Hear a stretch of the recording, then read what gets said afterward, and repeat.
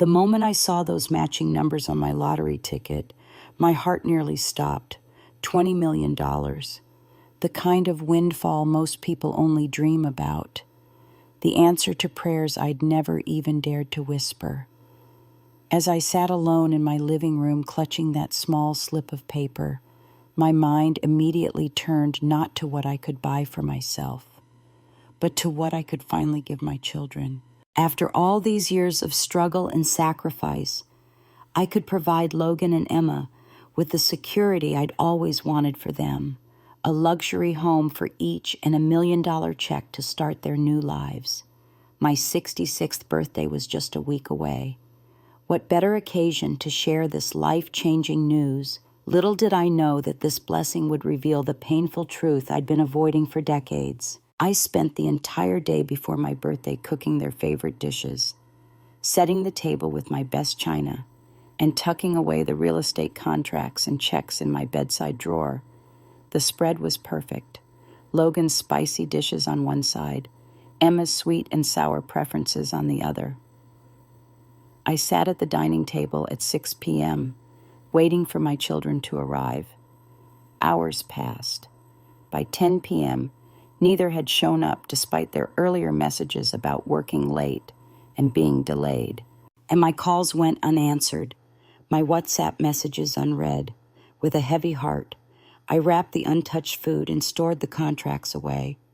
My birthday had come and gone without so much as a phone call from my own children.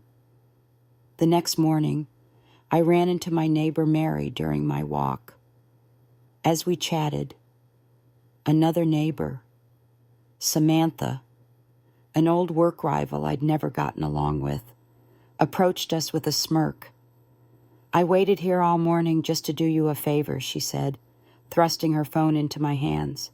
The video she showed me shattered whatever illusions I still harbored about my children's loyalty.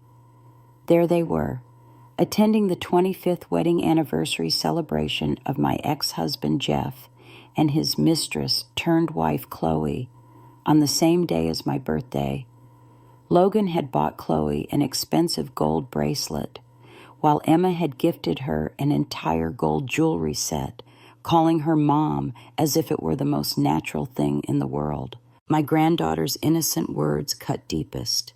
"Grandma Chloe, you're so pretty, way prettier and nicer than my other grandma." Memories came flooding back, the years of emotional betrayal during my marriage, discovering Jeff's love letters to Chloe, learning he had sent his mother to help care for Chloe's children while I struggled alone with newborn twins. I remembered every sacrifice, every late night working extra hours to provide for my children after the divorce, the French classes I took to earn that promotion at the export company, the way I'd sold my home to help with Logan's down payment, the $155,000 yearly tuition I'd paid for Emma's education. When my children finally showed up the next day, with a small cartoon cake, my granddaughter's favorite Elsa design, not mine, their excuses fell flat. Emma even had the audacity to suggest I was the problem.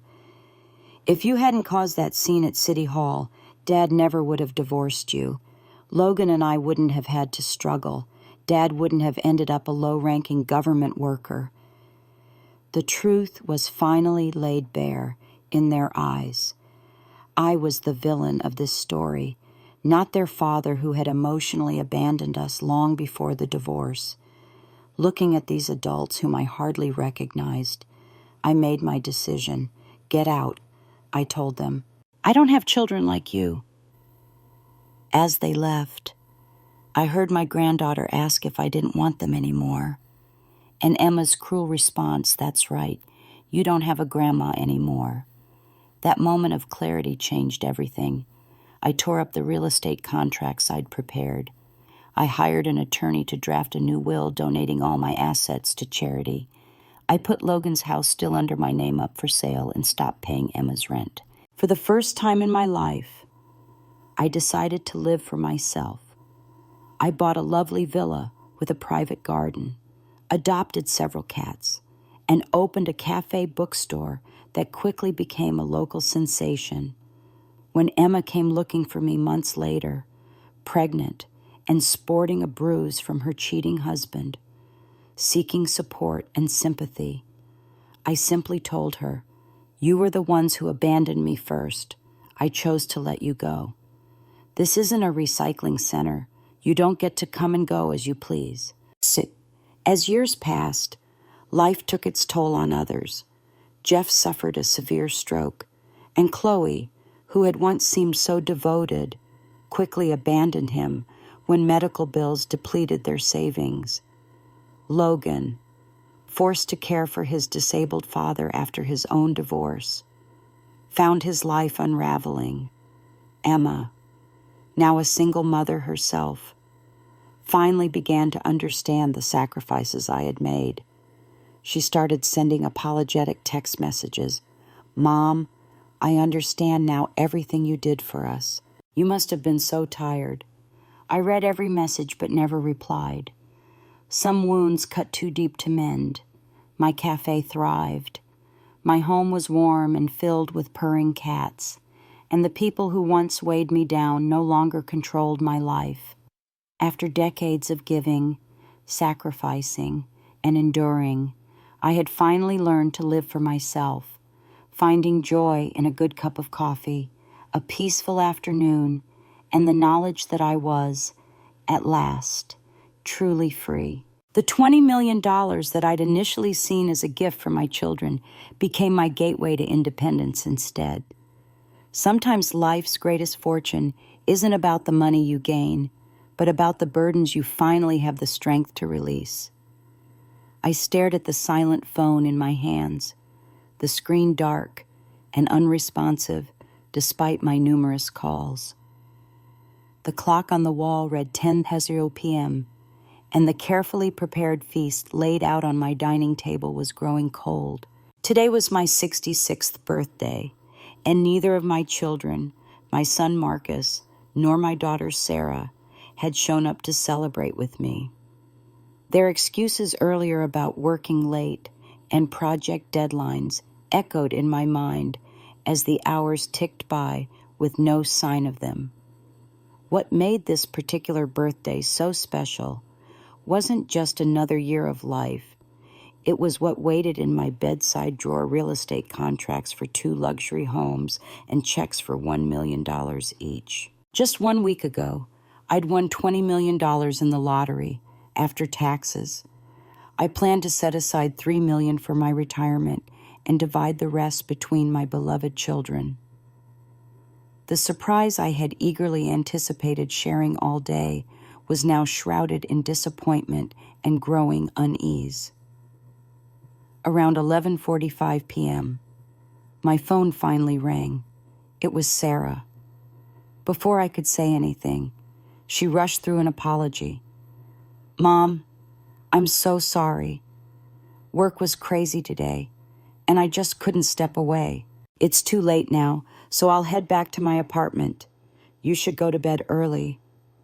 The call ended almost as quickly as it began, leaving me staring at the dark screen once again. Marcus never called at all. I slowly packed away the untouched dishes, tucked the contracts and checks back into my drawer, and went to bed with a heavy heart. Just like that, the birthday I had been so eagerly awaiting was over, without so much as a proper happy birthday for my own children. The next morning, I sent a message to our family group chat. "It's Saturday. Come home for dinner. I have a surprise for you." No one replied. During my morning walk, I ran into my neighbor Helen, who asked why I was out later than usual. Too embarrassed to admit I'd stayed up waiting for children who never showed, I gave her an awkward smile. Helen shook her head. "I told you ages ago, just book a nice dinner at a restaurant, less stress, less hassle. You go through all this trouble just for them." Before I could respond, a sharp voice cut through the morning air. "Oh, Helen, don't act like she's some poor sacrificing mother. She just loves to show off, always bragging about how devoted Marcus and Sarah are. What a joke." It was Diane, an old neighbor and former colleague I'd beaten for a promotion years ago. She'd never forgiven me. As I tried to walk away, Diane blocked my path. I waited here all morning just to do you a favor. As she pulled out her phone, scrolled through her album, and thrust the screen into my hands. I don't need to explain anything. Just watch. The video showed a woman in a red dress with elegantly pinned up hair, greeting guests at what appeared to be a celebration. I recognized her instantly, Jennifer, my ex-husband, Robert Thompson's mistress. The camera panned to show two banners, Happy 25th Wedding Anniversary, Robert and Jennifer, and Happy Birthday, Jennifer. In the background, I spotted Marcus and Sarah laughing and mingling with guests. My granddaughter appeared on screen, her small hands clutching Jennifer's as she chirped, "Grandma Jennifer, you're so pretty, way prettier and nicer than my other grandma. I want you to be my real grandma. Next week is our preschool sports day. Can you and Grandpa come watch me?" Diane wasn't done twisting the knife. You should have seen Marcus bought that woman a solid gold bracelet. Must have been close to 10 grand. And Sarah got Jennifer an entire gold jewelry set necklace, earrings, rings, the whole deal. Kept calling her mom like it was the most natural thing in the world. The bitter metallic taste of blood filled my mouth. I had bitten my lip so hard it started to bleed. I returned the phone to Diane without a word and walked home in a daze, collapsing onto my couch as decades of buried memories and pain came flooding back. My marriage to Robert had been built on convenience rather than love. He had never truly gotten over Jennifer, his college sweetheart, who had been engaged to another man when they met.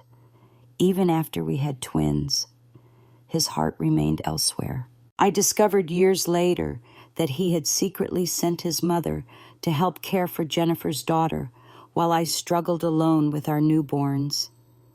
When I confronted him with the love letters I found, he showed no remorse, only irritation that I had invaded his privacy. The divorce that followed was brutal. Robert kept Marcus while I took Sarah, but I fought tooth and nail for financial compensation, forcing him to return every cent he had secretly spent on Jennifer over the years. I raised our children with everything I had, working my way up at an international trade company, learning French to secure promotions, and sacrificing my own comfort to provide them with opportunities. Now, as I sat alone in my living room, the truth I had denied for so long was inescapable despite all my sacrifices. My children had chosen Jennifer, the woman who had contributed nothing to their upbringing over me. They had skipped my birthday to celebrate hers. When Marcus and Sarah finally showed up the next day with my granddaughter and a small cartoon cake, their excuses fell flat. I looked at them, really looked at them, and saw their father in their casual lies and hollow apologies.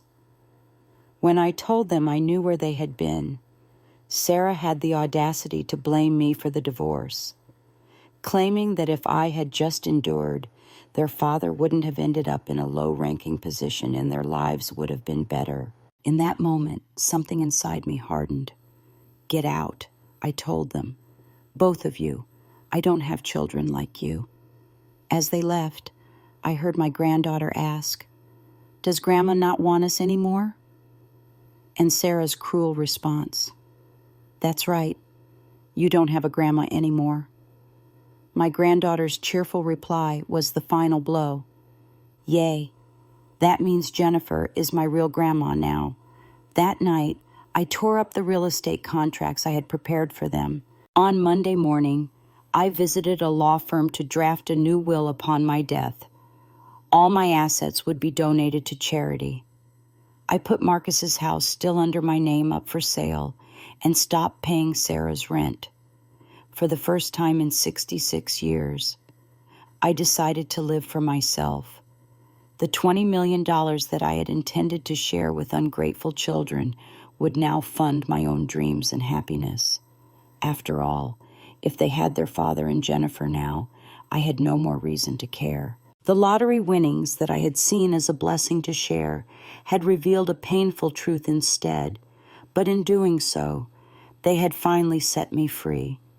I never expected my neighbor Meredith would be the one to expose the truth that shattered my world. The morning after my lonely 66th birthday, when neither of my children had shown up, despite their promises, I took a walk to clear my head. I ran into my friend Doris, who was walking her dog. She commented on my late start. Usually I was out much earlier. Before I could respond, a sharp voice cut through our conversation. "Oh, Doris, don't act like she's some poor sacrificing mother. She just loves showing off. Always bragging about how devoted Richard and Rachel are. What a joke." It was Meredith, a woman I'd worked with at the fashion export company years ago. We'd competed for the European market manager position, and when I got the promotion, my French was more fluent. She never forgave me. Since then, the tension between us had never eased. I tried to walk away, but Meredith stepped in front of me. "I waited here all morning just to do you a favor," she declared, crossing her arms with a smirk. "Don't be ungrateful." When I tried to brush her off, her face darkened. She pulled out her phone, scrolled through her album, and thrust the screen into my hands. "I don't need to explain anything. Just watch." The video showed a woman in a red dress, her hair elegantly styled, greeting guests at what appeared to be a celebration. I recognized her immediately, Patricia, my ex-husband James's former mistress, who had eventually become his wife. The camera panned to reveal banners proclaiming, "Happy 25th wedding anniversary, James and Patricia," and "Happy birthday, Patricia." My heart sank as I spotted Richard and Rachel, my children, standing by the stage. They were laughing and talking animatedly with guests. This was happening on the same day as my birthday, the very day they had claimed they were working late and dealing with project deadlines. As my granddaughter appeared on screen, her small hands holding Patricia's as she said, "Grandma Patricia, you're so pretty, way prettier and nicer than my other grandma. I want you to be my real grandma." The video ended, but Meredith wasn't finished. "You should have seen Richard," she sneered. "Bought that woman a solid gold bracelet, must have been close to $10,000. And every time he visits you, he can't even bring a six-pack of beer." She clicked her tongue disapprovingly. "And your precious Rachel got Patricia an entire gold jewelry set necklace, earrings, rings, the whole deal. Kept calling her mom like it was the most natural thing in the world." Doris tried to intervene, grabbing Meredith's arm, but Meredith pulled away. "No," she snapped. "She needs to hear this. She needs to see the kind of ungrateful, backstabbing wolves she raised, always scrimping and saving for them. Even sold her big house to help Richard buy his. What a joke. She did all that just to fool herself into thinking they actually care." The words hit me like physical blows. I returned the phone without a word and walked home in a daze. The bitter taste of blood filling my mouth, I had bitten my lip so hard it started to bleed. Once inside, I collapsed onto my couch, the tears I'd been holding back finally breaking free. What made the revelation so devastating was that I had just won $20 million in the lottery. I had planned to surprise my children on my birthday with contracts for luxury homes and million-dollar checks. Instead, they had chosen to celebrate the woman who had contributed nothing to their upbringing, while I had sacrificed everything.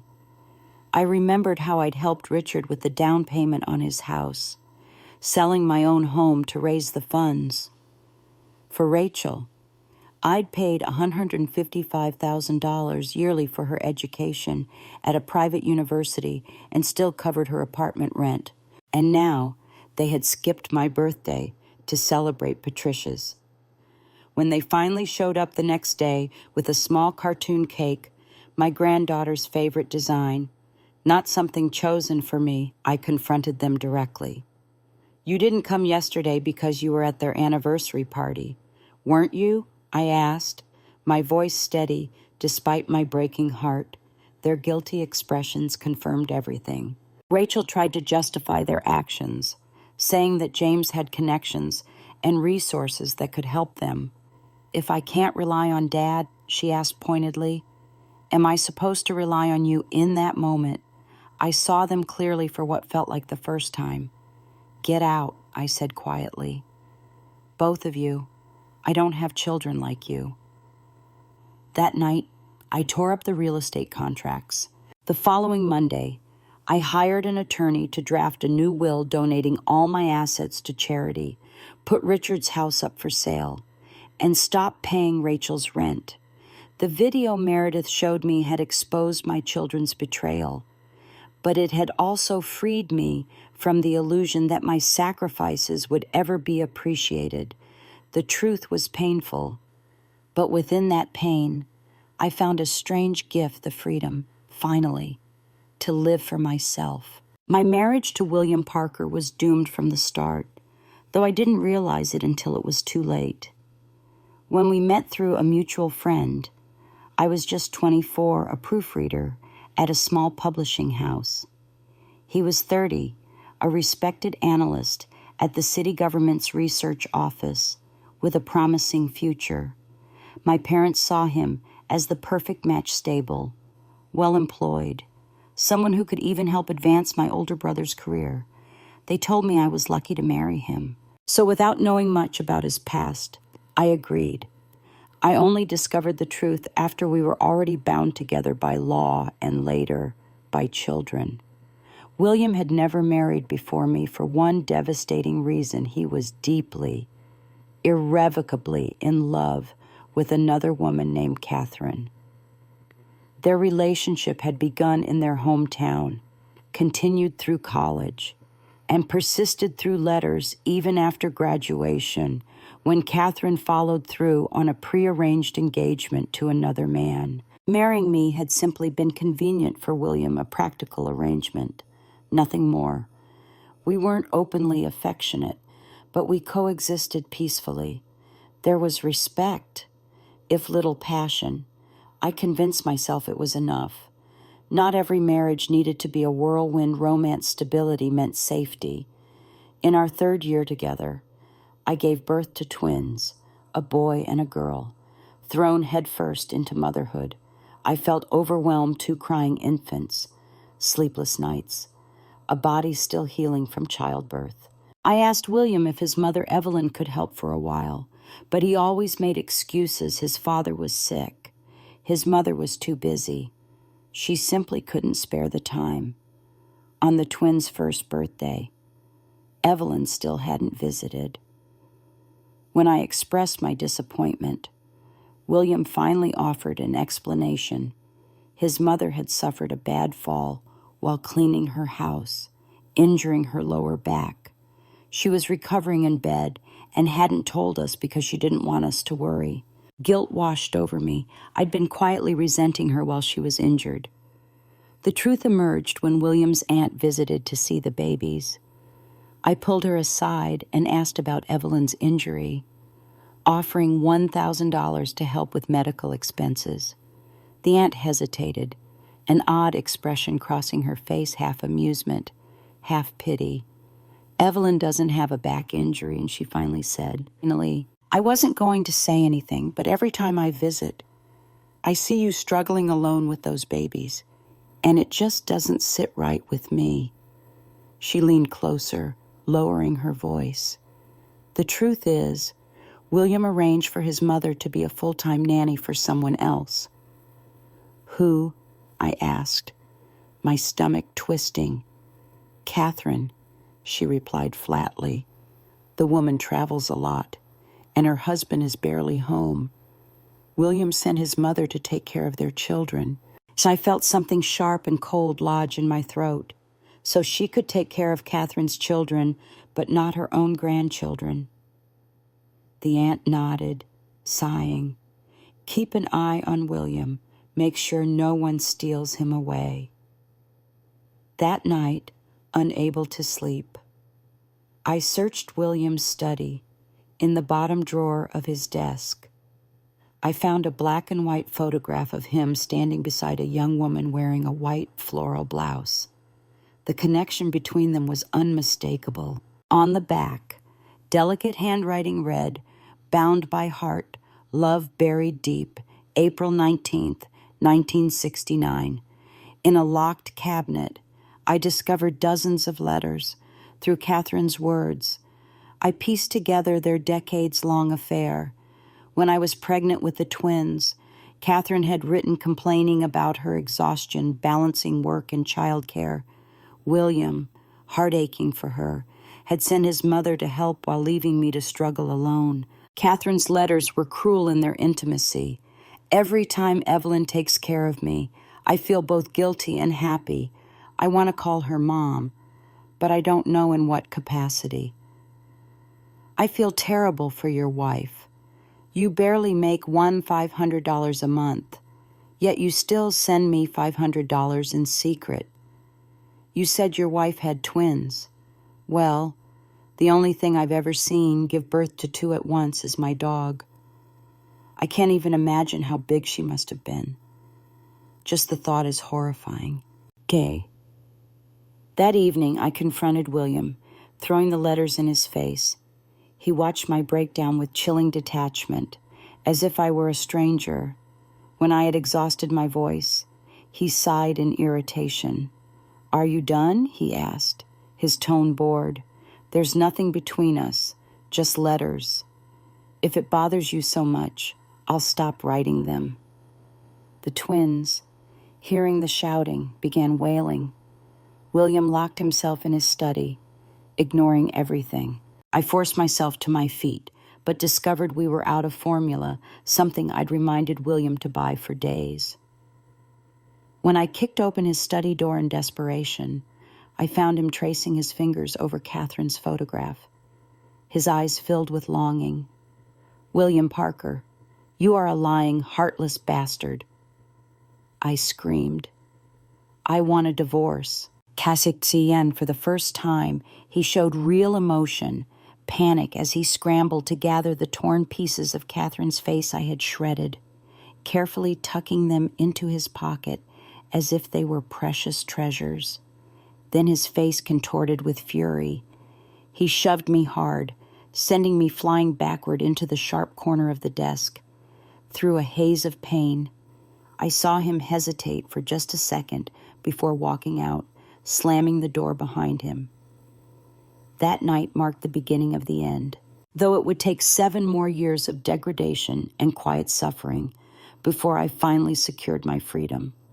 The photograph and letters had revealed the painful truth.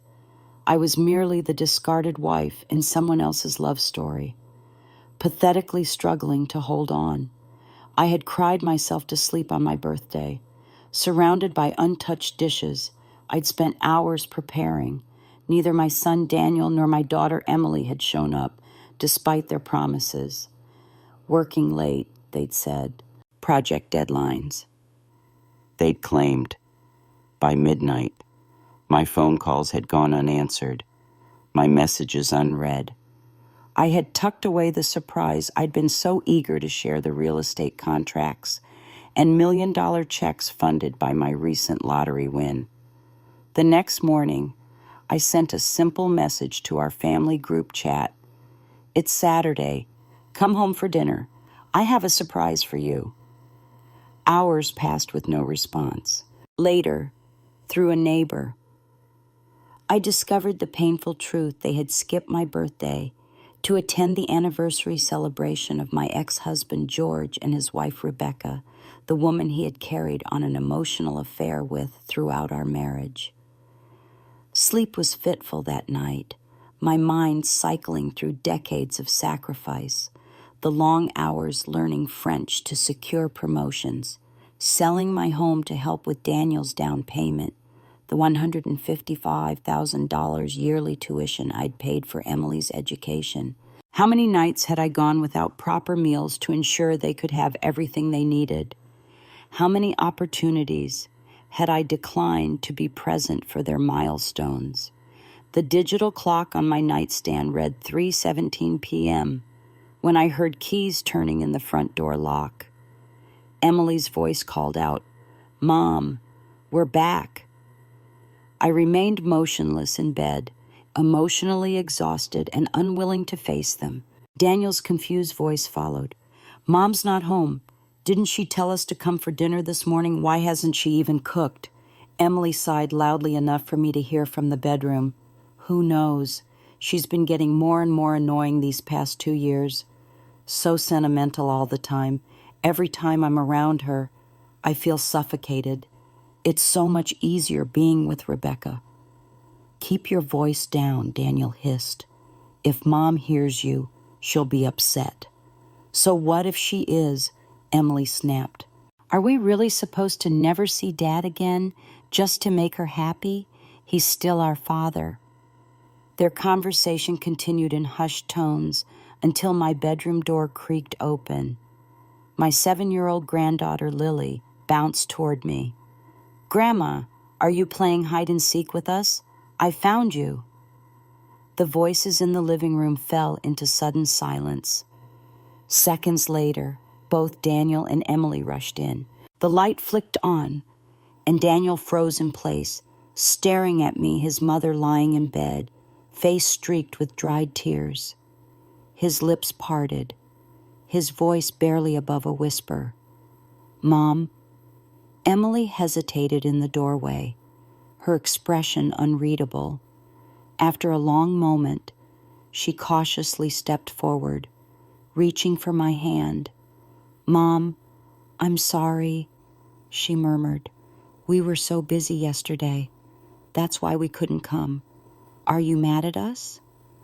I stared at her, unblinking, saying nothing. She shrank under my gaze, her voice growing smaller. "Mom, I had to work overtime. It wasn't my choice. You know this is an important time for my career." "Yeah, Mom." Daniel chimed in quickly. "We really did have to work, but we're here now, aren't we? We came to celebrate with you today. Come on, get up and have some cake." I looked at them, really looked at them, and all I could see was George, their father.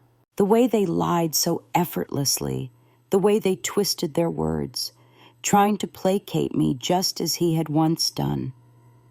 Had I been fighting against something impossible all along? Had all my efforts, the love, the sacrifices, the endless nights of working myself to the bone for them, meant nothing against the weight of their bloodline? "Grandma, I want cake." Lily tugged at me with her tiny hands. Daniel quickly slipped my slippers onto the floor and helped me sit up, his voice filled with forced warmth.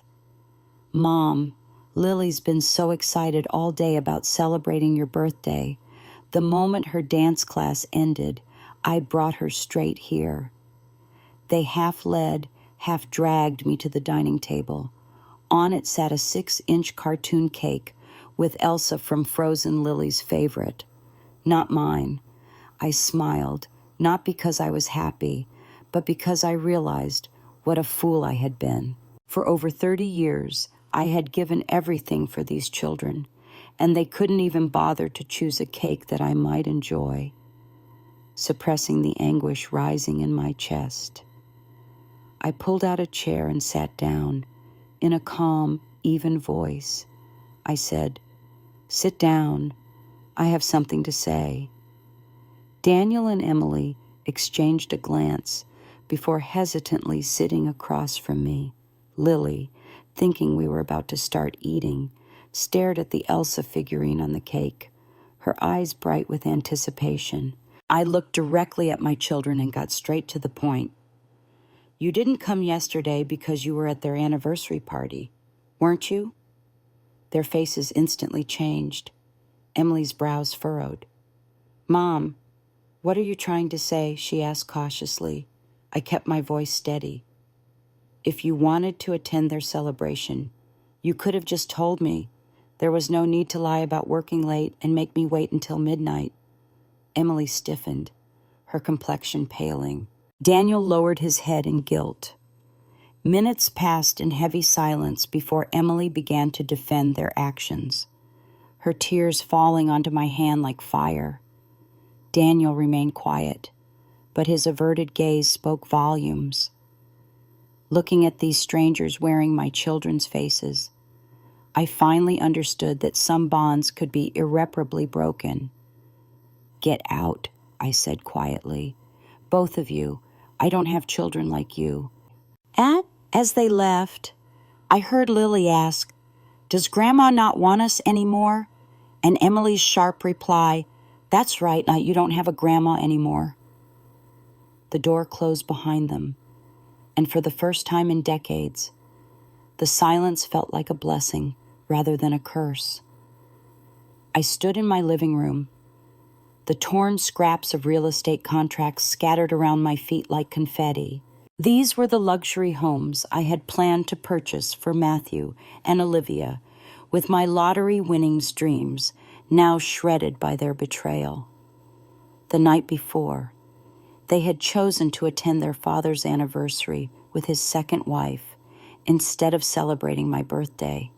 When confronted, they had offered nothing but excuses and blame. "Get out," I had told them. "I don't have children like you." Now, with clarity sharpening my resolve, I knew exactly what needed to be done. On Monday morning, I walked into Baxter and Mitchell Law Firm with my head held high, despite the heaviness in my chest. The receptionist led me to a spacious office where Mr. Mitchell, a distinguished man in his late 60s, greeted me with a firm handshake. "How can I help you today, Mrs. Reynolds?" he asked, gesturing toward a comfortable chair. I settled in, placing my purse beside me. "I need to draft a new will," I stated, my voice surprisingly steady. "Upon my death, I want all my assets donated to charity." His eyebrows rose slightly, but his professional demeanor remained intact. "I see. And your children?" "They will receive nothing," I replied, meeting his gaze directly. "Not a penny." Over the next hour, I detailed my wishes. My recent lottery win of $20 million would go to organizations supporting single mothers and children's education, the very struggles I had faced raising my own children alone. Mr. Mitchell took careful notes, asking occasional questions about specific charities and allocation percentages. "This is quite a substantial estate," he remarked. "Are you certain about this decision?" I nodded without hesitation, more certain than I've been about anything in years.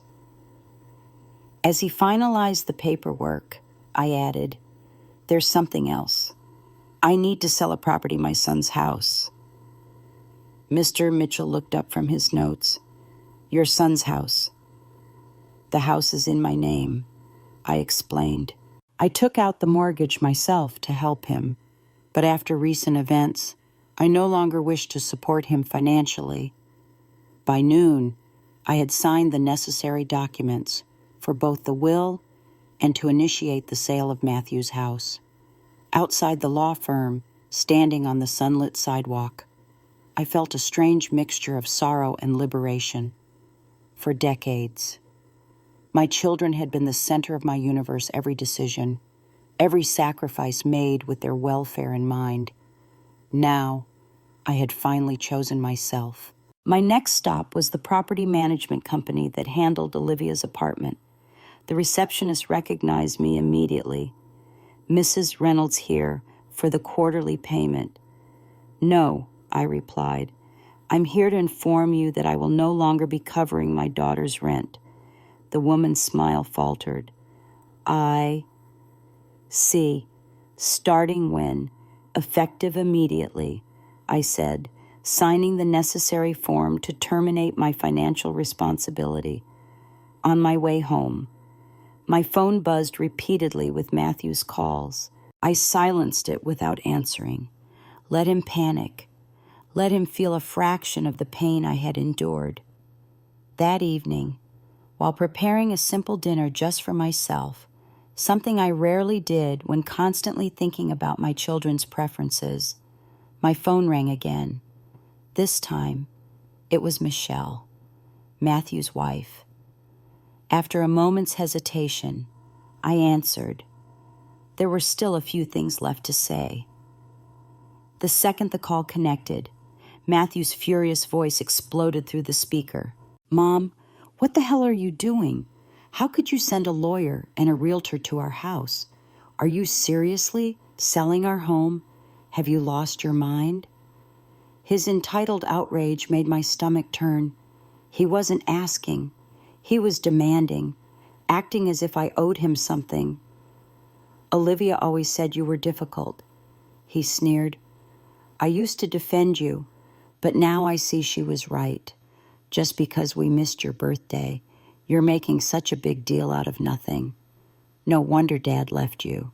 If I were him, I'd choose Rebecca too. Even though I had already given up on them, his words sent a fresh wave of fury through me. I let out a cold laugh. Perfect. Since you've chosen Rebecca, let her buy you a house. That home is legally mine, and I'm selling it, so pack up and move out. Otherwise, my lawyer will be filing charges for illegal occupancy. I paused, then added, Oh, and do pass a message to Olivia. Her landlord has been asking about her next rent payment. I won't be covering it anymore. Before he could spit out another protest, I hung up, then blocked all their numbers. I shut off my phone and, for the first time in my life, let silence be my companion. The following week, I contacted a real estate agent about purchasing a home for myself, not the luxurious properties I had planned for my children, but a charming villa with a private garden, something just for me. I visited an animal shelter and adopted 2 cats who needed a home as much as I needed their company. My life, which had been defined by giving to others for so long, was finally my own. The lottery winnings that I had intended to use to secure my children's futures would now fund my own dreams and comfort. The irony wasn't lost on me in losing what I thought mattered most.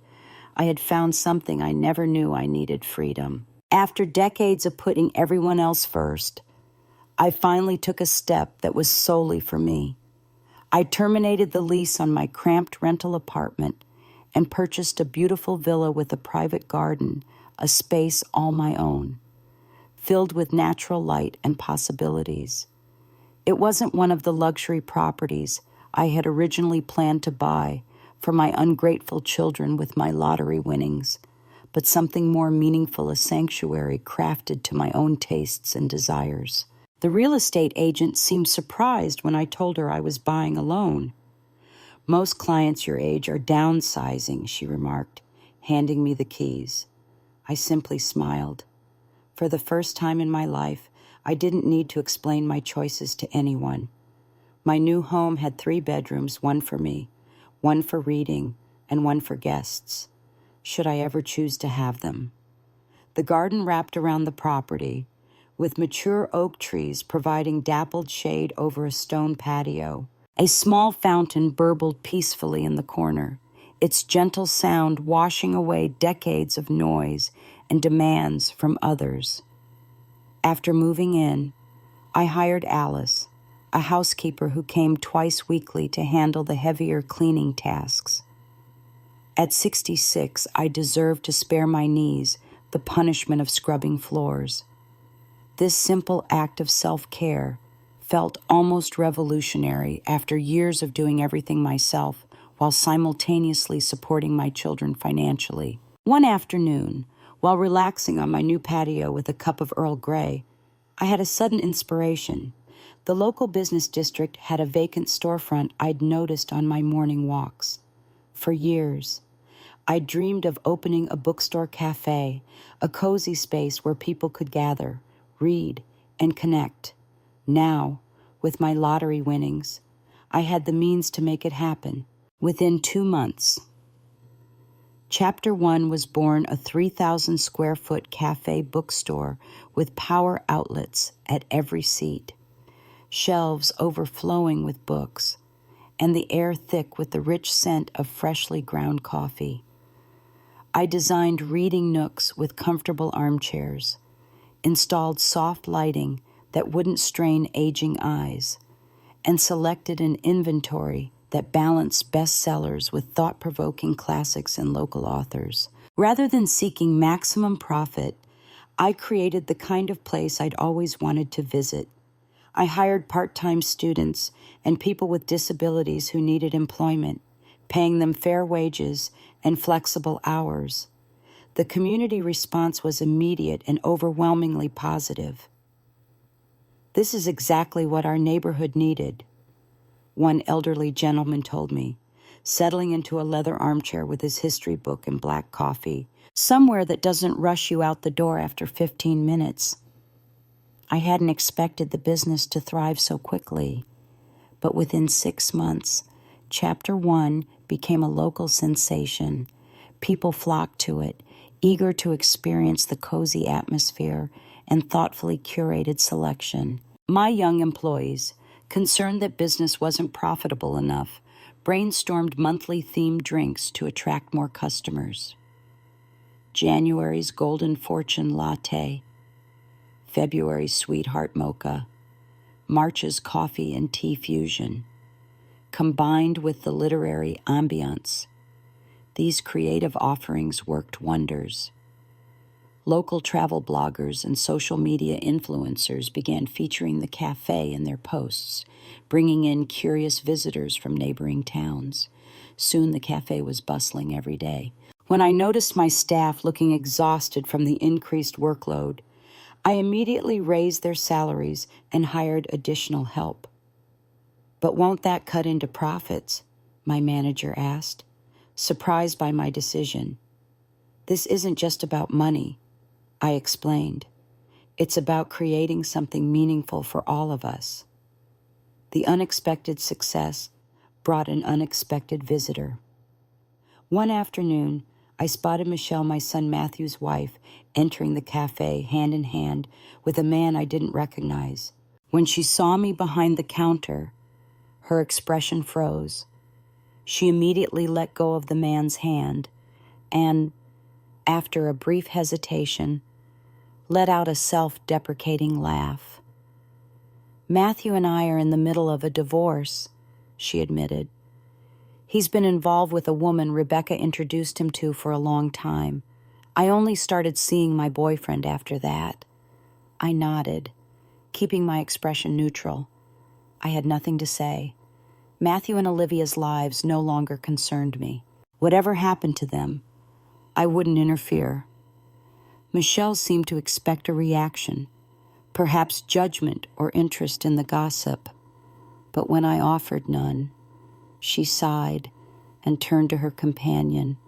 "Let's go somewhere else." As they walked away, I felt a quiet sense of peace. There was a time when family drama would have consumed me, when I would have dropped everything to help Matthew through his divorce or to counsel Olivia through her troubles. But that time had passed. My days now had a pleasant rhythm, mornings in my garden with my growing collection of rescued cats, afternoons at the bookstore cafe connecting with my community, evenings spent reading or taking classes I'd always been interested in but never had time for. I was living fully, perhaps for the first time. Occasionally, I would think about my children and the relationships we once had. But those thoughts no longer brought the sharp pain they once did. Instead, I felt a gentle acceptance. We had gone our separate ways. They had made their choices, and I had finally made mine. At the cafe's 6-month anniversary celebration, surrounded by regular customers who had become friends and employees who treated me with genuine respect. I raised my glass in a quiet toast to myself, to new chapters, I whispered, and the courage to write them. Teed. The years passed with a gentle rhythm as I settled into my new life, surrounded by the warmth of my cafe bookstore, my garden, and my growing collection of rescued cats.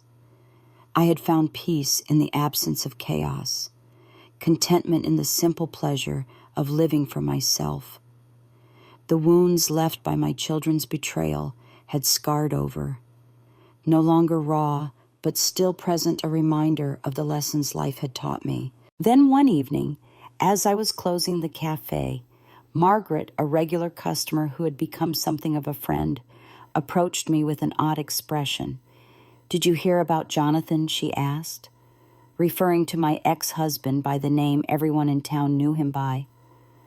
I shook my head, arranging freshly washed mugs on their hooks. "I don't keep up with him." Margaret hesitated, then continued. "He had a stroke last week, pretty severe. From what I hear, left side paralysis, speech affected." My hands stilled momentarily before resuming their work. Jonathan, once so vital and commanding, now diminished by illness. I felt no satisfaction in the news, just a distant sort of acknowledgement. "That's unfortunate," I replied simply.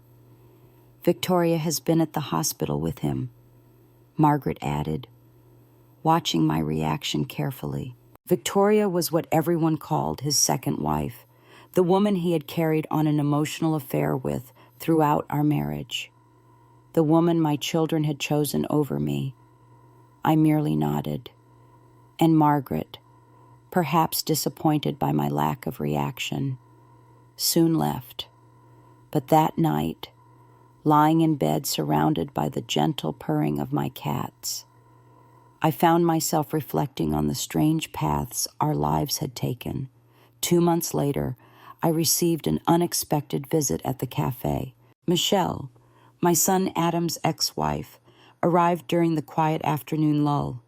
She looked around appreciatively at the space I had created before settling into a chair across from me. "This place is lovely, son," she said. "You've done well for yourself." I thanked her and waited. Michelle wasn't one for casual visits. She stirred her coffee, gathering her thoughts. "I thought you should know things haven't been going well for Adam." Her eyes met mine. "Jonathan's medical bills have drained most of their savings. Victoria stuck around for a while, supervised his treatment, but once the money started running out," she trailed off, shrugging. "She left him." I finished for her. Michelle nodded, packed her bags, emptied what was left of their joint account, and told him she didn't sign up for this. The irony wasn't lost on me. Victoria, who had stolen Jonathan from another woman, wasn't the type to sacrifice herself for a sick husband. "Adam had to take him in," Michelle continued. "After our divorce, he jumped into a new relationship, but his girlfriend left when she realized how much debt he was in. Now he's struggling to pay rent in a tiny apartment while caring for Jonathan, feeding him, bathing him, managing his medications. It's exhausting him." I absorbed this information with surprising detachment. "And Samantha?" I asked, referring to my daughter. Michelle's expression softened. "She's had her own challenges. After divorcing Peter, the moment her son was born, she moved away to start fresh. I think she's finally beginning to understand what you went through raising children alone, working to support them, making all those sacrifices." She hesitated, then added, "She's been trying to reach you, sending messages." I nodded. I know. It was true. Every few months, a text message would appear on my phone. "Mom, how have you been?" Or "I'm sorry for everything." Or "I understand now everything you did for us. You must have been so tired. I read each one but never replied. Some wounds, once cut too deep, could never be fully mended. Michelle studied me. You're not going to help them, are you? No, I said quietly. I'm not.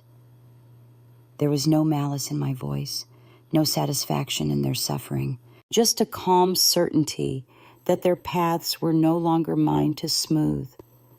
After Michelle left, I took my usual evening walk through the neighborhood. The autumn air was crisp, leaves crunching pleasantly beneath my feet. I thought about Jonathan, once so proud and now dependent on the son he had barely raised, about Victoria, who had abandoned him when hardship came, about Adam, struggling under the weight of responsibilities he had never prepared for, about Samantha, finally understanding the sacrifices of motherhood through her own experience. There had been a time when I would have rushed to help, when I would have opened my home and my wallet to ease their burdens. But that woman, the one who had given everything while receiving nothing in return, no longer existed. I didn't wish them suffering. If anything, I hoped that Adam would find his strength, that Samantha would build a good life for herself and her son, that they would learn to stand on their own feet just as I had been forced to do. But I wouldn't be the one to rescue them.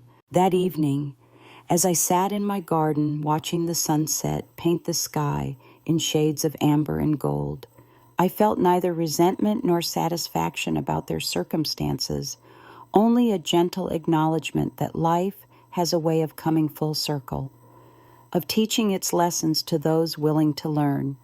I had learned mine. Now it was their turn. My phone illuminates with a new notification, another text message from Charlotte. It's been 6 months since her last attempt to reach out. I pick up the device and read, Mom, I understand now everything you did for us. You must have been so tired. I don't expect you to answer. I just wanted you to know I think about you. I read it twice before setting the phone down on my kitchen counter. Outside, autumn leaves drift lazily from the maple tree in my garden. My cats doze peacefully by the window, basking in the afternoon sun. The quiet of my home, once so painful in its emptiness, now feels like a blessing. This is the 9th message Charlotte has sent since our final confrontation 2 years ago, when I discovered she and her brother Daniel had skipped my birthday to attend their father's anniversary with the woman he'd left me for. Each text follows a similar pattern brief, apologetic, acknowledging pieces of a truth she's only beginning to comprehend. Charlotte's life has changed dramatically since then. After divorcing her unfaithful husband moments after giving birth to their son, she moved away from the city to start fresh. She's learning firsthand what it means to raise a child alone, the sleepless nights, the constant worry about money, the exhaustion of being both mother and father. She's experiencing a fraction of what I endured raising 2 children by myself after their father abandoned us. I trace my finger along the edge of my phone case, feeling the grooves and scratches it's accumulated, just like the marks life has left on me, visible only if you look closely enough. Her first message came 10 months after our estrangement. Mom, how have you been simple, tentative, carrying the weight of unspoken regret? I read it, felt the familiar tightening in my chest, but didn't respond. The second arrived 3 weeks later. I'm sorry for everything. Still, I remained silent. With each new message, I could sense her growing awareness. I never appreciated everything you sacrificed for us, she wrote once. Another time, raising James alone is so hard. I can't imagine how you managed with 2 of us. I've read every message. I've felt each one touch something deep within me, a place where love and hurt are so tightly intertwined they've become inseparable. But I've never responded, Not once. Some might call it cruelty. Others might urge forgiveness, remind me that life is short and family precious. But they haven't lived my life. They don't understand that some wounds, once cut too deep, can never be fully mended. The betrayal wasn't just that one birthday. It was decades of taking me for granted, of accepting my sacrifices as their due, of choosing their father's new wife over the mother who had given everything for them. My silence isn't about punishment. It's about self-preservation. It's about finally recognizing my own worth after a lifetime of putting others first.